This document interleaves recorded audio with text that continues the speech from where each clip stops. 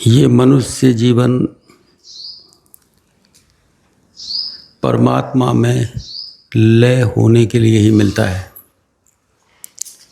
और इसका कोई मतलब नहीं है। इसीलिए कहते हैं कि बेटा गुरु जो कहे उसे करना चाहिए, अपनी मर्जी से नहीं। वो जो कह दे उसे करो और जो वो करे उसे कभी नहीं करना चाहिए। तो तुम देखो कि जिसने साधना नहीं की, आंखें बंद नहीं की और बिना साधना करे और आंखें बंद करे और सेवा करते करते घटना घट गई। क्यों घट गई? क्योंकि उसकी जो बुद्धि और मन वो एक जगह ठहरे थे और वो आनंद थोड़ा सा भी आया ना बेटा तो सहन भी नहीं होगा। वो सहन भी नहीं होगा, इतना भर जाएगा कि उसे सहन करने के लिए ही तुम करोगे प्रार्थना, या प्रभु ये सहन नहीं हो रहा, आप सहन करो।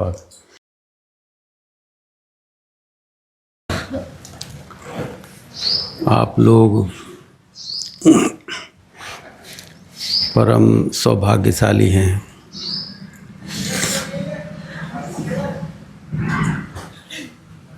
क्योंकि आप इस मनुष्य योनि में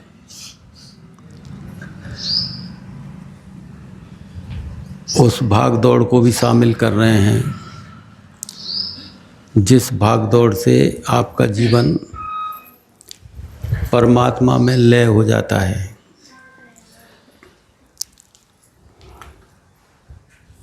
ये मनुष्य जीवन परमात्मा में लय होने के लिए ही मिलता है और इसका कोई मतलब नहीं है। एक ही काम है बस, लेकिन आप उस काम को छोड़ देते हैं और जो अनावश्यक कार्य हैं, जिनका कोई मतलब नहीं, उसमें उलझ जाते हैं। जरूरत के कार्य करते हुए इस जीवन को संभालना है और अपने होश को सादे रखना है कि हमको ये जीवन क्यों मिला। इस होश में किसी भी क्षण वो चेतना का उद्घाटन हो जाएगा। वो जो घटना की तरह घट जाएगी कोई चीज़, एक उद्घाटन की तरह कोई चीज़ घटेगी कि ये क्या हो गया। समय समय और प्रक्रिया के साथ नहीं घटेगी, एक उद्घाटन के साथ। समय समय और प्रक्रिया तो इस दुनिया में होती है, धीरे धीरे तो इस दुनिया के काम होते हैं। अभी थोड़ा, फिर बढ़ के, फिर बढ़ के, फिर बढ़ के और फिर जा कर के तेज। तो धीरे धीरे धीरे धीरे जैसे बचपन आया, धीरे धीरे करके जवानी आई और धीरे धीरे करके बुढ़ापा आया। तो इसमें सब सने सने है। तुमने के हाथ को उठाया तो एक साथ ही यहाँ नहीं आएगा, धीरे धीरे की प्रक्रिया से यहाँ तक आएगा। तो इस संसार का कोई भी कार्य है, कोई बीज है, धीरे धीरे अंकुरित होता है, धीरे धीरे बढ़ता है, फिर जाके फूल पत्तियों तक पहुँचता है। तो इस संसार का समस्त कार्य, कोई भी कार्य ले लो, सूरज उगता है लाल रोशनी में, छोटा उगता है, धीरे धीरे करके दोपहर और सांझ को ढल जाता है। तो इस संसार के समस्त कार्य समय समय और प्रक्रिया के साथ है, लेकिन परमात्मा का उद्घाटन समय समय और प्रक्रिया के साथ नहीं है। आप देखते ही रह जाओगे कि जब मैं कोशिश करता था और जब मैं लगा रहता था क्रियाओं में, लगा रहता था कुछ पाने की जोश में, वो काम नहीं आए। और अचानक जब मैंने सब छोड़ दिया तो फट से उद्घाटन हो गया। क्योंकि जब तुम सब छोड़ देते हो तो गुरु ऊर्जा प्रवेश करती है। जब तुम कुछ करते हो तो गुरु ऊर्जा नहीं कार्य करती। फिर तुम्हारे करने की और तुम्हारे अहंकार की ऊर्जा तुम्हारे इर्द गिर्द रहती है। तुम्हारे जो करने का भाव है कि मैं ये कर रहा हूँ, तो तुम्हारा ये जो जोश है, ये करने का भाव है, ये अहंकार जो करने का है, वो उसकी ऊर्जा फैल जाती है। तो उसमें वो निर्मल धार गुरु की वो प्रवेश नहीं कर पाती। तुम करो तो उसी पे छोड़ के करो तो धार सही है। तुम अपना समझ के करते हो तो अहंकार। वो जो बताए वो करो। इसीलिए कहते हैं कि बेटा गुरु जो कहे उसे करना चाहिए, अपनी मर्जी से नहीं। वो जो कह दे उसे करो, और जो वो करे उसे कभी नहीं करना चाहिए। गुरु जो करे उसका तो कभी अनुसरण नहीं करना चाहिए, उससे बचना चाहिए। क्योंकि वो किसी मौज में क्या करता है, वो मौज तुम्हारे अंदर नहीं है। तुम किसी दूसरे स्तर पे जी रहे हो, वो किसी दूसरे स्तर पे जी रहा है। वो जहाँ खड़ा है उसका स्तर अलग है, तुम जहाँ खड़े हो तुम्हारा स्तर अलग है। तो वो जो करे उसकी कॉपी मत करो। उसकी कॉपी करते ही फिर तुम गलत दिशा में चले जाओगे। तो वो जो कहे उसका कहा मानो, और तुम कुछ भी करो बस उस पे छोड़ के करोगे तो अहंकार गिरेगा नहीं, और उसको उसी में हो जाएगा। और हो कैसे जाएगा? तुम जब उसको छोड़ते हो तो कुछ ना कुछ भी करते करते किसी भी क्षण, उसके लिए ये भी नहीं है कि रात है कि दिन है क्या है, किसी भी क्षण करते करते वो उद्घाटन हो जाएगा। ऐसे घटना की तरह घटेगा कि तुम स्थिर हो जाओगे, देखते रह जाओगे, आंखें फटी की फटी रह जाएंगी। ये क्या हुआ? ये तो मुझे समझ भी नहीं आया, ये हुआ क्या? क्योंकि जितनी चीज़ें समझ में आती है ना, वो संसार की चीज़ें, हमारी बुद्धि संसार की चीज़ों को समझने में समर्थ है। हमारी बुद्धि इन चीज़ों को समझ लेती है, लेकिन अंदर के उद्घाटन को समझने के लिए हमारी बुद्धि का कोई अभ्यास ही नहीं है। वो कभी देखा नहीं, उसका कोई अनुभव नहीं है। जो कभी देखा नहीं, अनुभव नहीं, तो ये बुद्धि को समझ कैसे पड़ेगी? तो वो जब घटना की तरह घटेगी तो वो उसको तो देखते रहे, ये क्या है, ये हुआ कैसे, ये क्या हुआ, इसी को साधना बोलते हैं। यही है अवतरण। ये क्या चीज़ है, कुछ समझ नहीं पड़ेगा। समझ में आ गया तो फिर तो वो उसके गुरु हैं, वो समझाते हैं कि ये चलो आगे चलो, ये कुछ नहीं है। फिर वो सहारा बनते हैं। फिर धीरे धीरे करके सब फिर समझ में आने लग। समझ में तो क्या आता है, वो घटना की तरह हर प्रत्येक बार घटना की तरह होता चला जाता है, और तुम्हारी यात्रा उस तरफ बढ़ती चली जाती है। घटना का मतलब है कि अचानक से कोई चीज़ घट जाए, एकदम से ऐसा हो जाए। तुम देखते नहीं, बहुत से साधक यहाँ ऐसे भी रहे कि उन्होंने साधना भी नहीं की और वो सेवाएं करते थे, सेवल। और सेवा करते करते मिट्टी सिर पे उठा रहे हैं, डलिया मिट्टी की सिर पे ढो रहे हैं, और ढोते ढोते ही डलिया बीच में गिर गई और उनको घटना घट गई। उनको पता ही नहीं है क्या वो घटना घट गई। जिसको कहते हैं ना साधना बन गई, ये हो गया, वो अपन नाम रख देते हैं। तो वो घटना घट गई और डलिया नीचे गिर गई, और वो उसमें आनंद में और डूब गए। फिर उनको उठा के मेरे पास लाया गया, तो फिर उनके अंदर वो चीज़ और गहरी होती चली गई, फिर आगे बढ़ गई। तो तुम देखो कि जिसने साधना नहीं की, आंखें बंद नहीं की, और बिना साधना करे और आंखें बंद करे और सेवा करते करते घटना घट गई। क्यों घट गई? क्योंकि उसकी जो बुद्धि और मन वो एक जगह ठहरे थे, उसी में, उसी प्रेम में ठहरे थे। उसका डलिया उठाना भी उसी के लिए था, उसका कदम बढ़ाना भी उसी के लिए था। डलिया जब डालते थे तो उसी के लिए डालते थे। यानी कि एक चेतना उसकी चेतना उस चेतना में ठहर गई जो जागी हुई चेतना थी। तो जागी हुई चेतना में जगना, उसी में सोना, उसी के लिए करना, तो वो सेवा का एक ऐसा, जो सेवा होती थी करते थे, उसका ऐसा एक संग्रह हो गया कि उस संग्रह उस जागी हुई ऊर्जा से संपर्क में आके कभी भी वो घटना घट जाती है। ऐसा नहीं घटती, कभी भी वो घटना घट जाती, वो घट गई घटना। तो जब तुम भजन गाते हो, तुम बैठ के बात करते हो, तो तुम्हारा रस कहाँ है? दिखावे में है या कहीं और है या फिर एक जगह है? यदि तुम उस जागी हुई चेतना के रस में और उसी प्रेम में उसी महापुरुष के प्रेम में और तुम्हारे साथ में पूरे दिन के कार्य हो रहे हैं, तो कभी भी किसी क्षण और वो घटना घट जाएगी और वो यात्रा चल पड़ेगी, जिसे आत्मा की यात्रा बोलते हैं। जर्नी, सोल जर्नी, आत्मा की यात्रा, बस उस पर रवाना हो जाओ। ये जरूर नहीं कि सभी लोग उस परम की अंतिम अवस्था को प्राप्त कर लें।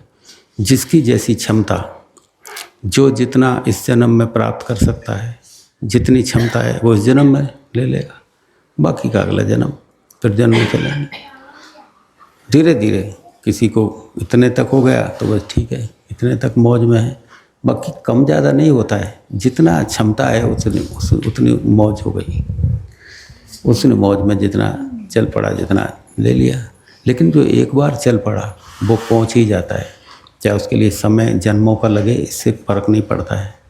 जो चल पड़ा वो पहुंच जाता है। जो उठने की कोशिश ही नहीं करता है वो उठ कैसे पाएगा? जो उठने की कोशिश करता है, थोड़ा उठा तो बीच में नहीं रहता है, फिर वो पूरा ही उठता है। तुम जब उठते हो तो कोई बीच में थोड़ी रह जाते हो, थोड़े उठते हो, पैरों को सकोड़ते हो, थोड़ा उठते हो, तो इंच भर उठते हो, तो बस इंच भर उठने की जय जयकार है।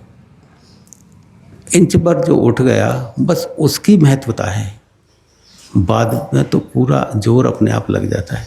एक कदम के उठने की जय जयकार है, जैसे एक कदम उठ जाना चाहिए, बस एक कदम उठ गया तो उसके सारे कदम उठ गए। जो एक सीढ़ी पे चढ़ गया बस फिर और कितनी सीढ़ियां हैं उन पे चढ़ना महत्व नहीं रखता, वो एक सीढ़ी का महत्व रखता है। वो बाकी की सीढ़ियां तो खुद ब खुद, एक पैर आगे उठता है, दूसरा पैर आगे अपने आप चला जाता है, तीसरा फिर अपने आप गति बनती है। तो तुम जब थोड़ा सा चलते हो तो इस जन्म में जितना तुम्हारी क्षमता है उतना ले लेते हो, फिर अगले जन्म वहीं से धीरे धीरे फिर गुरु मिलते हैं, महात्मा मिलते हैं, फिर सेवाएं चलती हैं इसी तरह से। तो तुम लोग जो आके यहाँ बैठे हो, इसका मतलब ये नहीं है कि तुम्हारी मर्जी से, तुम्हारे जोर से तुम यहाँ आ गए हो। ये तुम्हें लगता है कि तुम आ गए हो, तुम्हें ऐसा लगता है कि भाई हम गए और आ गए ऐसे। वो तो सब कुछ बना बनाया तैयार है। वो तो थोड़ी सी आवाज़ लगती है तो वो बहाने बन जाते हैं, इसके बहाने से ये आ गया, इसके बहाने से ये आ गया, क्योंकि इस धरती पे यहाँ मर्यादाएं हैं, तो मर्यादा सब पालन की जाती है। तो इसके इसने कह दिया हमसे, इसने कह दिया, इसने हमको यहाँ ले आया, ये सब बहाने की बात है। वो इसी अहंकार में ऐठ कम चूर हो रहा है कि हम तुझे यहाँ लाए हम तुझे यहाँ लाए, बस सब बना बनाया है। और किसी भी बहाने से तुम आ जाते हो, तो जो अधिकारी जीव है वही आ पाते हैं। और कुछ लोग ऐसे भी आ जाते हैं जो अधिकारी बन जाते हैं इस जीवन में। कुछ तो अधिकारी हैं वो आ गए, वो चल पड़ते हैं, कुछ अधिकारी बनते हैं फिर अगले जन्म के लिए तैयार हो जाते हैं। तो आप लोग अधिकारी जो थे वो आ गए, और जितना हो सकता था वो आप कर ही लेंगे। जितना ढीला छोड़ेंगे अपने आप को, अकड़ को जितना गिराएंगे, जितना इस अहंकार को समझने की कोशिश करेंगे, तो धीरे धीरे वो जो परम रहस्य की घटना है वो घट जाएगी। तो ऐसा तो है नहीं मुझे आपसे कुछ चाहिए या मुझे कोई लोभ है, ये तो आप देख ही रहे हैं इतने दिनों से, वर्षों हो गए तुम्हारे बीच में रहते रहते, तो मुझे तो आपसे कुछ चाहिए नहीं। बाकी की जो प्रेम है वो प्रेम निकलता है देने के लिए। एक प्रेम लेने के लिए होता है, वो लेने वाला प्रेम नहीं निकलता, देने के लिए निकलता है। और जो अधिकारी जीव है वो उनसे टकरा जाता है। तो आप वो उनके जन्म आसपास हो जाते हैं, उनके जन्म ऐसे हो जाते हैं कि बस वो जैसी हवा फैलती है वैसी जो आवाज़ फैलती है, तो वो कितनी दूर हो कितनी पास हो, वो उस आवाज़ के साथ में खिंचे चले आते हैं। आप किसी को समझाने की कितनी कोशिश कर लो वो नहीं आएगा, और कोई दूसरा उसके पास में सुन रहा होगा जिसे तुम समझा ही नहीं रहे, वो आ जाएगा। बड़ी अजीब लीला है। तुम जिसे समझाने की कोशिश कर रहे हो वो ऐठल मिठल कर रहा है, और जिसे समझा ही नहीं रहे वो आ गया। देखो कैसी अजीब। राह चलता व्यक्ति है, उसी ने तुमसे पूछ लिया तुम कहाँ जा रहे हो, वो आ गया। और जिसके पीछे तुम घर पे बार बार जा रहे हो वो नहीं आया। तो तुम्हारी कोशिश से वो काम नहीं हुआ और वैसे हो गया। तो आप जरा गौर से देखेंगे तो सब समझ में आ जाएगा, थोड़ा सा खुलेगा और वो आनंद थोड़ा सा भी आया ना बेटा तो सहन भी नहीं होगा, वो सहन भी नहीं होगा, इतना भर जाएगा कि उसे सहन करने के लिए ही तुम करोगे प्रार्थना, या प्रभु ये सहन नहीं हो रहा, आप सहन करो, आप इतना भर जाए। धीरे धीरे उसके सहन करने की क्षमता बढ़ने लगती है। शुरू में तो इतना आनंद, आंखें ही नहीं खुलती, तुम जो करोगे तुम्हें दूसरों ये नहीं लगता कि मैं ऐसे रहूँगा तो दूसरे क्या कहेंगे, मैं ऐसे नाचूंगा तो दूसरे को क्या सोचेंगे, मैं ऐसे ऐसे ऐसे करूँगा तो अंट संट तो लोग क्या सोच, ये ख्याल नहीं रहता। ये ख्याल तो होश में रहते हैं बेटा, डूबने में ख्याल रहते हैं। जो व्यक्ति पानी में डूबता है तो उसको कोई और ख्याल आता है, ये जान बचाने का ख्याल आता है। पानी में यदि आदमी को धक्का दे दो तो क्या ख्याल आएगा कि तुम रोटी खाई कि नहीं खाई, पानी पिया कि नहीं पिया, उससे मिलना है, उसके पास जाना है, उससे लेना है, उससे देना है। डूबने वाले को ये ख्याल आ रहा है कि मेरे को किससे पैसा लेना है, किसको देना है, किसको प्यार करना है, क्या वो जाना है, ये करना है, ये मकान बनवाना, ये ख्याल आते हैं। डूबने वाले को एक ही ख्याल रहता है कि मैं प्राण कैसे बचाऊं, एक ही ख्याल रहता है। तो जिस समय पे जब वो डूबने लगते हो तुम उस में आनंद में, उस तो तुम कैसे ना घुंघरू बांध रहे हो, इधर उधर मटक रहे हो, वैसे नहीं कर सकते। उसका होश ही एक में रहता है कि कैसे प्राण बचाऊं। एक लगन में वो नाच भी लेता है, गा भी लेता है, भूखों मर जाता है, भूख का ख्याल नहीं, दूसरे क्या कहेंगे, ये कहाँ ख्याल रहता, क्या पहना है, क्या ओढ़ा है, कोई ख्याल, सारे ख्याल ख़त्म हो जाते हैं। कि ख्याल जब बंटवारे में हो, जब बाहर इधर उधर बटता है तो आता है। जब एक ही जगह ख्याल हो गया तो फिर दूसरे ख्याल कैसे आएंगे। ये एक ही जगह चेतना हो गई तो दूसरे ख्याल के लिए फुर्सत कहाँ है। फुर्सत वाले लोग दूसरे ख्याल करते हैं, जिनके पास फुर्सत है ऊर्जा में, तो वो ख्याल करते हैं ये क्या कहेगा, ये क्या कहेगा, मुझे यहाँ जाना, मुझे वहाँ जाना, मुझे ये दुकान देखनी, मुझे ये फैक्ट्री देखनी, मुझे ये लाभ देखना है, नुकसान देखना। ऊर्जा जब इधर उधर बिखर रही है, तो जब एक ही जगह हो गया एकदम से, तो फिर कोई ख्याल नहीं होगा क्या होना क्या नहीं होना, एक रस में। तो वो है कि जब आग में फंस जाता है ना आदमी, तो फिर कुछ नहीं सोचता, जान बचाने की सोचता है कि कैसे निकलूँ बाहर, कैसे एक ही ख्याल रहता है कि कैसे निकलूँ। तो वही है बेटा, ये परमात्मा की डुबकी ऐसी है, इसमें एक ही ख्याल रह जाता है, और उसी ख्याल में वो आनंद, वो परमात्मा फिर लगता है कि यही तो है जीवन, इसे तो खोज रहा था मैं, जन्म जन्म से ये तो खोजती उलझ कहाँ रहा था। बचपन से इसी के लिए भाग रहा था, भूख इसी के लिए लग रही थी, प्यास इसी के लिए लग रही थी, इसी के लिए सब कुछ कर रहा था, धन के पीछे भाग रहा था, इज्जत के पीछे भाग रहा था। मुझे पता ही नहीं था कि इसी के पीछे भाग रहा हूँ, मैं तो इसे भूल गया और खो गया उस भाग दौड़ में, उस भाग दौड़ में खो गया। अब पता लगा कि सारी दौड़ इसी के लिए हो रही थी, इसी की तरफ सारा तमाशा था। अब पता लगा, आगे इस मुकाम पे आके पता लगा ये क्या था। तो पता लगेगा तो सब सारी चीज़ समझ में आ जाएगी, और नहीं तो जैसे आप कर रहे हो इसी तरह से करते रहे तो फिर पेट भरना है। पेट भरने के लिए आए और पेट भर के बस इसी के लिए आए और फिर चले गए। आए थे हरि भजन को, ओटन लगे कपास। जन्म तो मिला था किसी और लिए, और वजह से, और करने लगे कुछ और। आए थे हरि भजन को, ओटन लगे कपास। इसका मतलब होता है कि आए तो किसी काम के लिए और उलझ किसी काम में गए। तुमको भेजा जाए किसी काम के लिए कि बाजार से ये सामान लेके आ जाना, और तुम किसी और काम में उलझ जाओ। तुमको भेजा किस लिए था कि भाई ये करना है, और तुम उलझ गए उस लिए, उस काम के लिए। तो भेजा था हरि भजन को और ओटन लगे कपास। तो ऐसा नहीं करना है। तो ऐसे करेंगे तो फिर तो आपको पता है कि वही 84 लाख 4 खान और 84 लाख योनियाँ तैयार हैं, वही भूत और वही प्रेत, वही सारा तैयार है। आप यदि ऐसे जीते हैं तो आपके लिए ये दरबार इस तरफ का खुला है, सारे नरक खुले हैं, सारे के सारे 84 लाख 4 खान में जो 84 लाख योनियाँ हैं वो खुली पड़ी हैं, भूत प्रेत की योनियाँ खुली पड़ी हैं। और यदि आप ऐसा नहीं करते हैं, अपना होश संभाल लेते हैं, तो स्वर्ग भी आपके लिए मौजूद है वो बैकुंठ भी आपके लिए मौजूद है, और फिर वो परमात्मा का सारा आनंद आपके लिए और सुख और आनंद आपके लिए मौजूद है। जिस जगह खड़े हैं वहाँ दो दरवाजे हैं। एक दरवाज़ा जाता है आपकी अगले जन्म 84 लाख योनियों की तरफ, स्वर्ग, वो नरक और मतलब जो है दुख और पीड़ाओं के लिए, और एक दरवाज़ा तुम्हारे स्वर्ग के लिए जाता है, वहाँ सुख और आनंद है। तो आप किस तरफ अपनी पीठ मोड़ते हैं, किस तरफ अपना मुंह करते हैं, ये आप तय करेंगे। महात्मा तो आपको सुझाव देते हैं, केवल आपको केवल एक रास्ता बताते हैं, भाई ये ठीक रहेगा, ऐसे करो। उनकी आप मानते हैं तो आपको आपके जीवन में एक नया भरने लग जाता है। और यदि आप उनके नहीं मानते हैं तो जो पुराना चल रहा है उसके साथ जियो, जो पुराना चल रहा है उसके साथ जियो। किया क्या जा सकता है? कुछ कोई और थोड़ी तुम्हारे जीवन में सहयोगी बनेगा। तुम्हारे जीवन के सहयोगी तो तुम ही बनोगे। कोई दूसरे की सलाह काम नहीं आएगी, कोई दूसरा तुम्हें राह नहीं सुझाएगा।